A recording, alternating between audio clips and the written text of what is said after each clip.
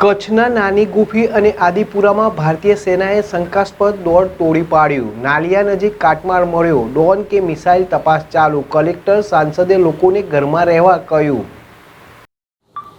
ભારત પાકિસ્તાન સંઘર્ષને લઈને વહેલી સવારથી જ કચ્છ સરહદ પર હિલચાલ જોવા મળી રહી છે.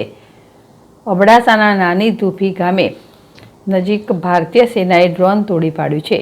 નલિયાથી 22 કિલોમીટર દૂર નાની ધ્રુફી અને બેરાજા ગામની સીમમાં તોડી પડાયેલા ડ્રોનનો કાટમાળ મળી આવ્યો છે.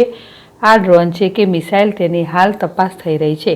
તો આદિપુરમાં પણ તોડી પાડવામાં આવેલા ડ્રોનનો કાટમાળ મળી આવ્યો છે.